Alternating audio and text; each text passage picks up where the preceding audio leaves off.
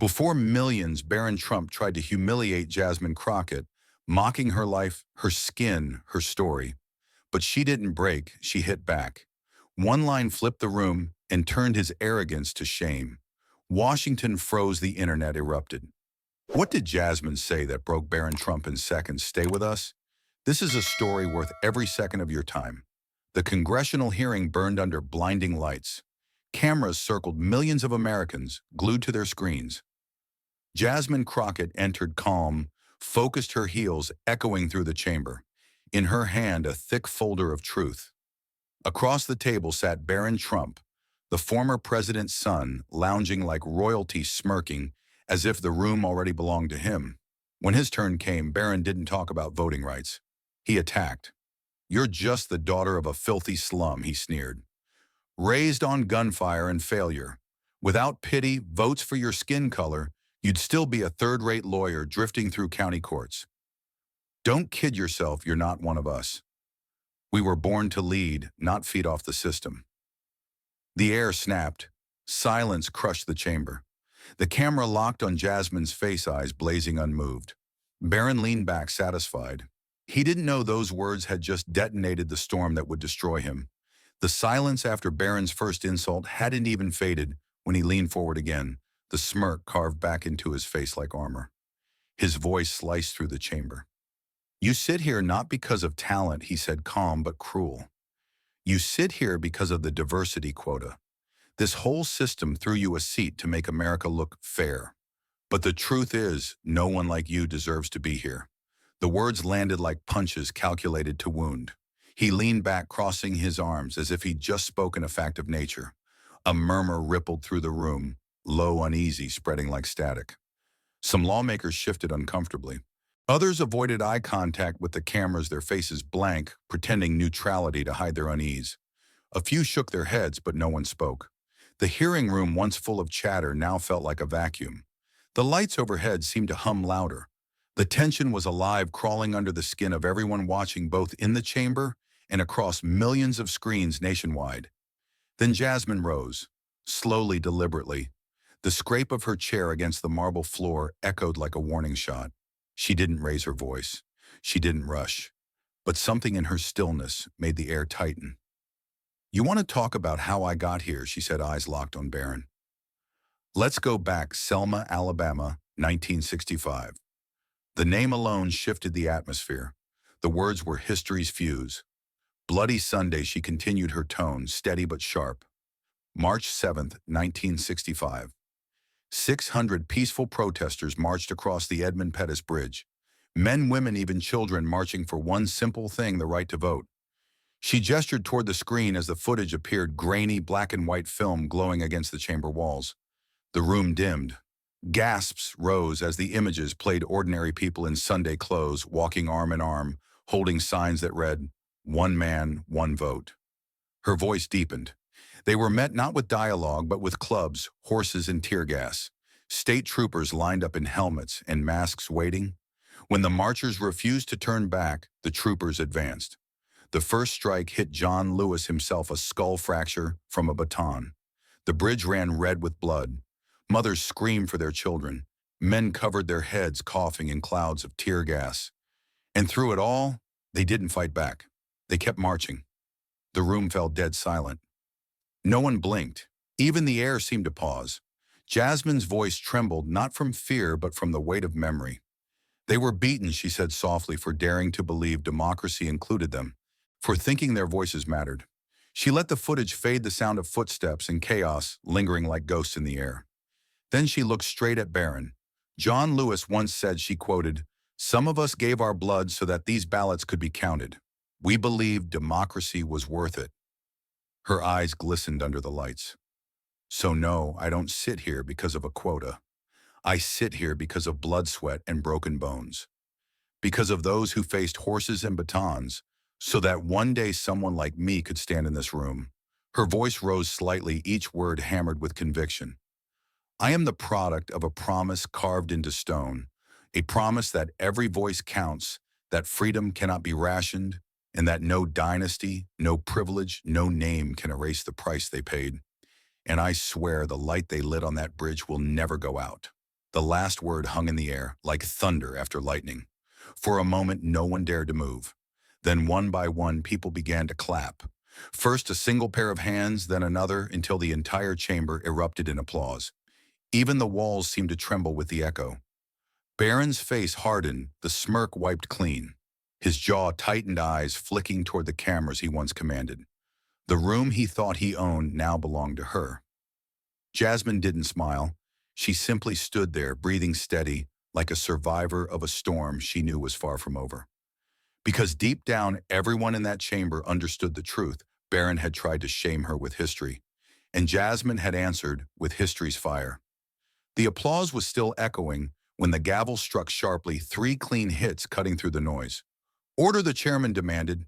The sound snapped the room back to silence, though the air still buzzed with emotion. Barron leaned back in his chair, the hint of a smirk tugging at his lips. He tilted his head, pretending calm, but his eyes burned with irritation. Touching, he said dryly. But the past doesn't feed the present. Praising Martin Luther King or John Lewis doesn't help anyone write laws. Power still belongs to people like me. His tone was laced with arrogance, a blade polished to shine under the cameras. The words hung in the air, slicing through the fragile quiet. Reporters froze mid-sentence, pens hovering. A few gasps came from the audience seats, but no one dared to interrupt. All eyes turned to Jasmine. She didn't move, didn't blink. The camera zoomed in, catching the stillness of her face, the tight line of her lips, the steady rise and fall of her breath. Silence expanded, stretching across the chamber like a drawn bowstring. Barron waited for her to fire back. Nothing. The longer the silence lasted, the more uneasy he grew. His smirk faltered. He shifted in his seat, crossing his arms, trying to look indifferent. Jasmine's gaze stayed locked on him, cold, unflinching, heavy with the kind of control that doesn't need words. The tension became unbearable, vibrating through the room like the moment before thunder breaks. Millions watching from home leaned closer to their screens. No one breathed. The silence wasn't empty. It was alive, pulsing with power. Barron had tried to reclaim dominance, but Jasmine's quiet defiance turned the space itself against him. It wasn't peace. It was pressure building, second by second, the kind that can only end one way, with an explosion no one could stop. The silence was razor sharp when Jasmine finally moved. She rose slowly, every motion deliberate, commanding the room without a single word. "Mr. Chairman," she said evenly, "please turn on the main screen." Her voice cut through the tension like glass. The technicians exchanged uneasy glances before obeying. A faint hum filled the chamber as the giant screen flickered to life. The lights dimmed. All eyes followed the glow. What appeared next froze the entire room. The footage was grainy, shaky, clearly filmed at a private party. Barron Trump, just 17, surrounded by laughter, crystal glasses, and music. He was drunk, red-faced, leaning over a marble counter. Then came the sound that sucked the air out of the room. Barron laughing mockingly, imitating a black college student's accent, his friends howling behind him. Then he said it clear as a bell. "We have to keep our schools clean. We can't let the black ones ruin it." His tone was smug, confident, unashamed. Gasps exploded like gunfire. Reporters jumped to their feet, cameras flashing in a frenzy. The sound of shutters and clicking keyboards filled the air. Lawmakers murmured in disbelief, some turning away in disgust, others staring at Barron in open shock. The footage looped again, the same slurred words, the same laughter, the same contempt. The room felt smaller now, tighter, as if the walls themselves wanted to recoil. Barron's face drained of color, then flushed dark red. He leaned toward the microphone, voice trembling but defiant. It was a joke. Just a stupid teenage joke. Everyone's made mistakes. Who hasn't? His tone grew harsher, desperate. "You're really going to destroy someone's life over something said at 17.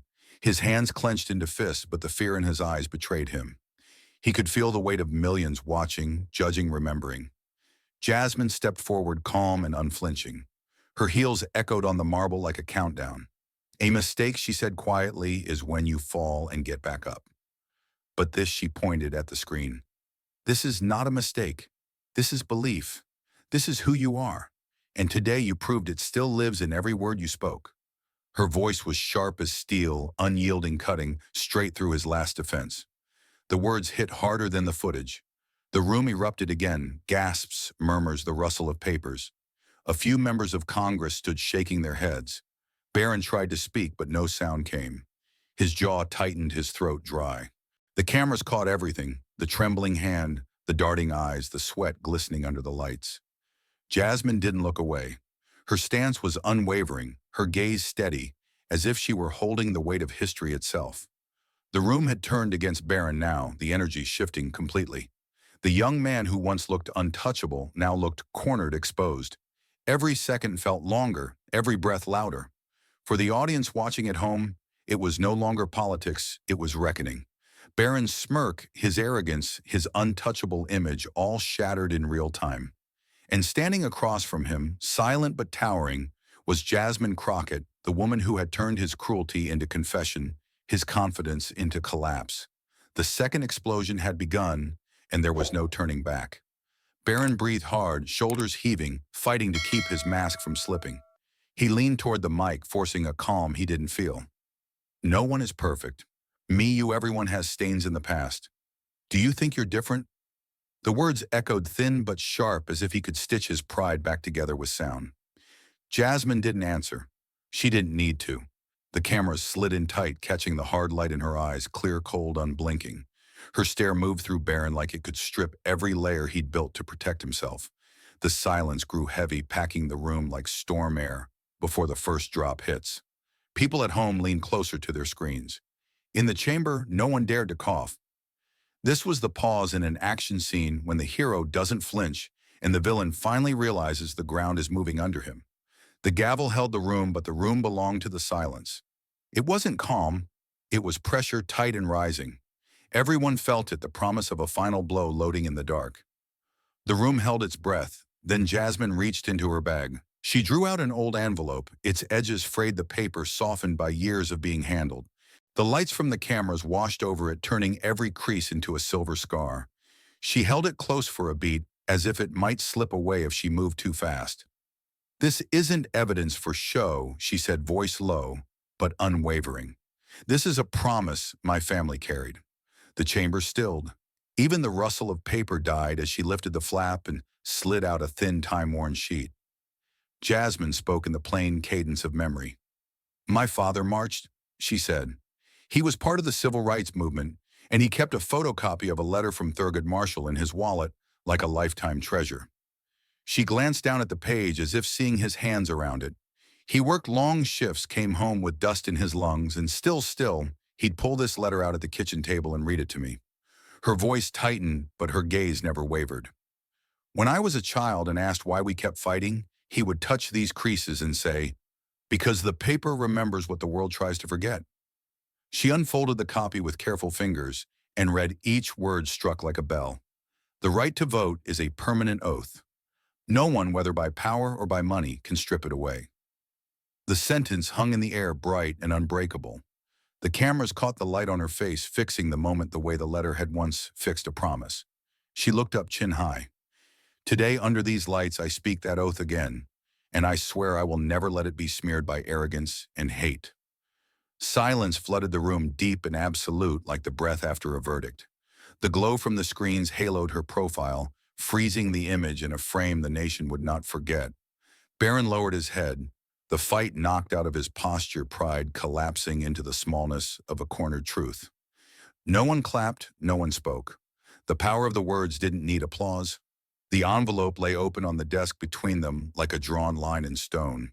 This was the finishing stroke, a blade of principle sliding clean through his last defense. The oath still hung in the air when Barron lunged for one last defense. The gavel hit hard, corralling the noise, and Barron leaned into the mic, breath, short but posture defiant. His jaw tightened, then he forced a slick half-smile. "You're just acting to win over the audience," he said, as if contempt could rewrite what everyone had seen. The chamber hissed with whispers and shifting chairs, but Jasmine didn't flinch. Her hand rose instead, steady and precise, and she pointed to the AV booth. "Bring up the second screen," she said. The technicians moved, the room braced. The lights dipped, and a new video filled the wall phone footage, the kind that always surfaces when secrets think they are safe. Barron appeared on a private group call framed by a home office glow voice, clear, unhurried, too sure of itself. Artificial intelligence must maintain white advantage. That is how to keep America strong, he said, and the sentence seemed to rip the oxygen out of the room. The line played again, then again, as if the building refused to let it pass without engraving it into memory. Barron's face on the screen didn't blink. Barron at the table lost every drop of color. Noise crashed over the chamber like surf in a storm. Boos burst from the gallery. The chairman's gavel hammered without reaching the waves. A few lawmakers buried their faces in their hands. Others stared forward stunned as reporters fired off questions that had no answers. Cameras panned to Barron's jaw-clenched pupils, wide a thin sheen of sweat gathering under the lights. His mouth opened and closed once, twice, no sound making it to the mic. The footage looped, and with every loop, the room's patience burned hotter. Jasmine stepped forward into the glow of the screen, her shadow cutting clean across the table. She looked at the panel, at the gallery, at the lens that fed millions, and then back to him. Truth does not choose a skin color. It only chooses justice, she said, and the words landed like a verdict. Applause detonated, first scattered, then rolling, then a wall of sound that lifted people to their feet. A line of members stood palms together while the cameras locked on Barron's pallid face as he dropped his gaze. He pushed back his chair and staggered up, shoulders caving as the chamber watched with open contempt. He turned away from the mic and drifted for the door, swallowed by the long aisle and the eyes that followed each step. This was the ending inside the hearing. The arrogant crushed, the defender of justice honored. The storm that began inside Congress didn't end when the gavel struck. By dawn, it had spread across every screen, every phone, every street in America. The front pages of major newspapers screamed the same headline in bold black letters, "Under the lights Barron Trump brought down." Morning talk shows played the footage again and again, the sound of Jasmine's voice echoing over studio walls. The image of her holding Thurgood Marshall's letter beside Barron's lowered head became the photograph of the decade. Editors called it the moment America looked in the mirror. The story wasn't just news anymore. It was history in real time. Across the country, the divide cut deep and fast. Progressives hailed Jasmine as the new symbol of integrity, courage, and moral fire. Conservatives hit back, calling it a witch hunt meant to destroy a political dynasty. Coffee shops turned into battlegrounds of debate. Families argued at dinner tables. Church groups split into opposing camps, and social media boiled over with opinion and fury. People weren't just talking about politics, they were talking about who they were, what justice meant, and whether truth still mattered in a world built on image. In schools, teachers couldn't ignore what had happened. History lessons were rewritten overnight. In one classroom, a teacher dimmed the lights and played the clip of Jasmine reading the Marshall letter. The students sat silent, watching her voice tremble with conviction. "The right to vote is a permanent oath," she said. "No one, whether by power or by money, can strip it away." When the video ended, the room stayed quiet. A teacher at the back wiped her eyes.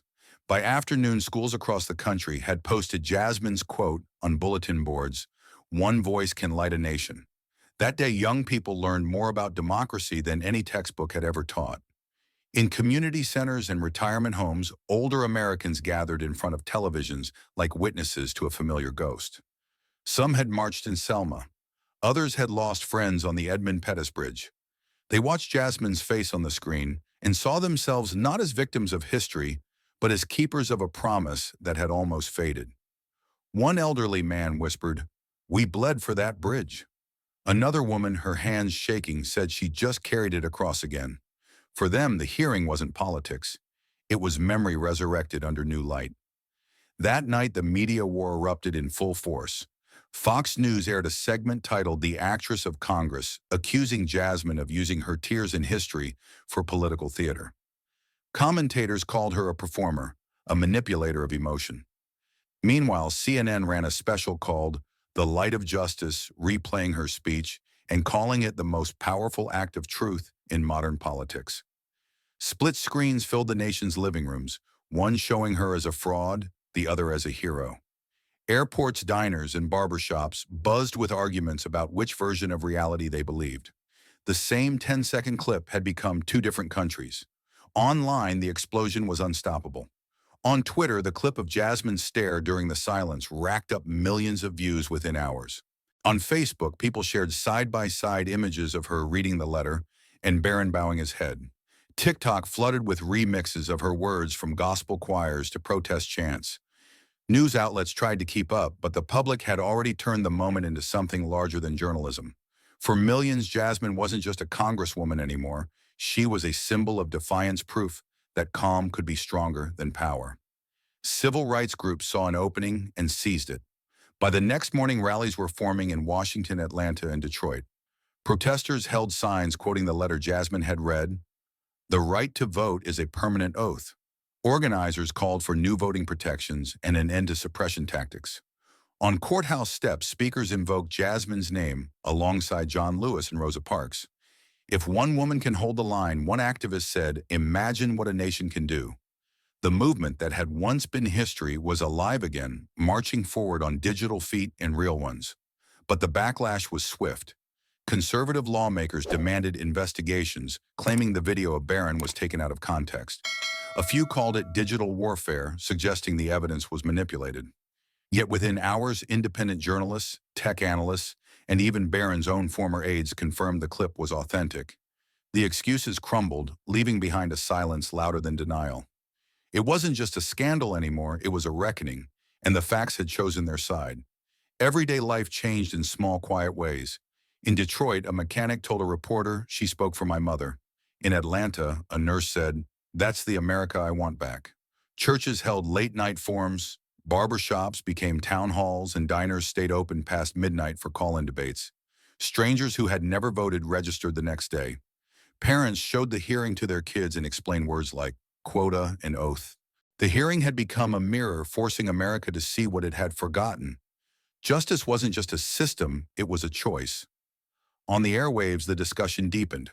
A radio host asked his listeners, when was the last time you heard truth in that room? Callers broke down, crying on air. One said, I didn't vote for her, but I believe her. Another whispered, she reminded me why I still hope. It wasn't the kind of story people moved on from. It stayed playing again and again in the public mind, a wound and a warning and a promise all at once. By week's end, the world had memorized her words. Artists painted murals of Jasmine holding the letter light, shining behind her like a halo. In Los Angeles, someone projected her quote onto a courthouse wall. Truth does not choose a skin color. It only chooses justice. In Washington, candles flickered on the Capitol steps, a sea of light spreading quietly in the night. There were no chants, no banners, just stillness, reverence, and the soft hum of something sacred reborn. The frenzy finally cooled, but its echo remained. Commentators repeated her quote. Students wrote essays about it. Churches printed it on Sunday bulletins. Justice doesn't need an army, Jasmine had said. It needs one person brave enough to stand. And from that single act of courage, the light had spread across headlines, classrooms, living rooms, and hearts. The past was no longer buried in black and white footage. It had stepped into color again, alive and undeniable. What happened under the lights of Congress would not fade. It had burned its truth into the nation's conscience that no dynasty, no power, no arrogance can outshine justice when it finally decides to speak. The echoes of Jasmine's words didn't fade, they multiplied. The moment that began inside Congress had become part of the world's bloodstream. In Washington, the heart of a nation still buzzing with aftershocks. Construction crews worked under floodlights through the night. The site was quiet but electric, a park near the reflecting pool, where history already lived in stone. When dawn broke, reporters gathered, cameras rolling, as workers unveiled a new monument carved from white granite.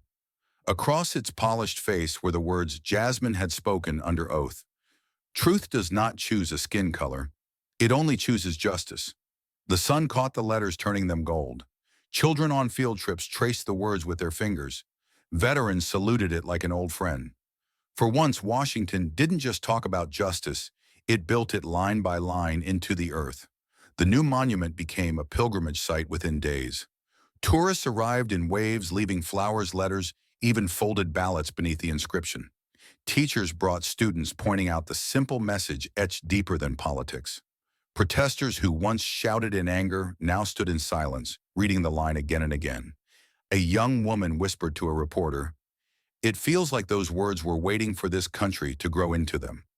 Foreign journalists filmed it for the evening news, their subtitles glowing beneath the carved phrase. The image of the monument traveled faster than any speech, a single slab of stone reflecting the nation's conscience. Every major city felt the tremor. In New York, artists painted Jasmine's words on murals from Harlem to Brooklyn. In Atlanta, choirs performed her speech as part of Sunday services. In Los Angeles, street vendors sold pins and postcards with the line engraved in bold black type.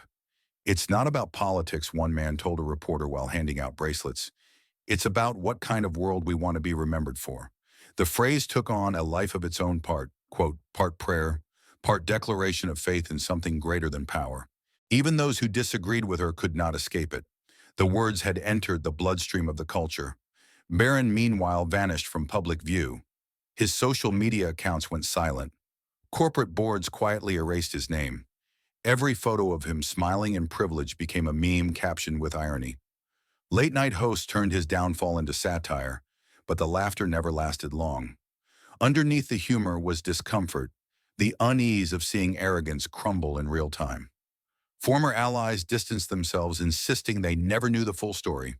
Sponsors withdrew invitations, disappeared, and the empire of entitlement that had once surrounded him disintegrated overnight.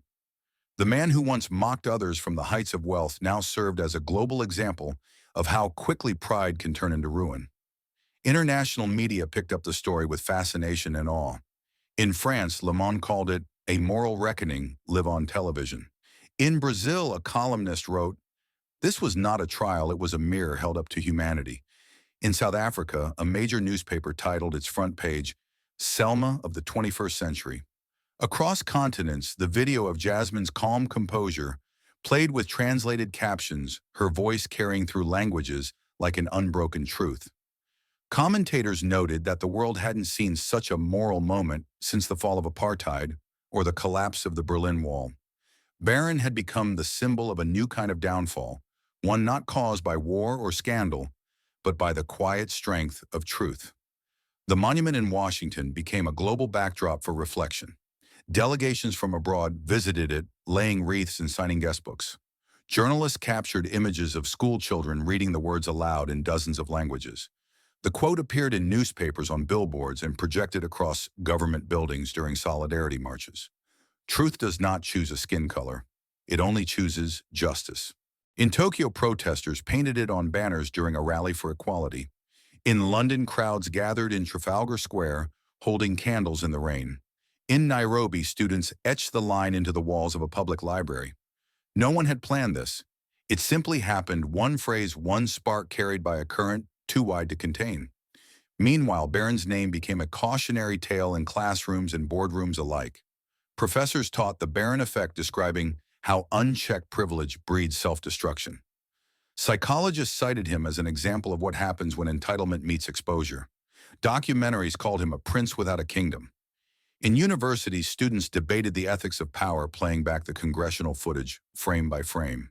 His smirk, his collapse, Jasmine's stare, all of it became modern mythology. History had rewritten its characters, the oppressor turned lesson, the truth-teller turned legend. Inside the UN, diplomats referenced the quote during speeches about human rights. One ambassador said justice is not a nationality. It is a human instinct, and America has just reminded the world of that truth. The chamber applauded. Even countries once critical of the United States cited Jasmine's stand as proof that moral courage could still exist in politics. The line had crossed borders, shedding flags and languages, standing alone, simple, pure, and universal. It wasn't America's phrase anymore. It belonged to everyone. In a quiet corner of Washington, Jasmine visited the monument for the first time. The sun was low, the park nearly empty. She walked slowly toward the stone, her reflection glowing faintly on its surface.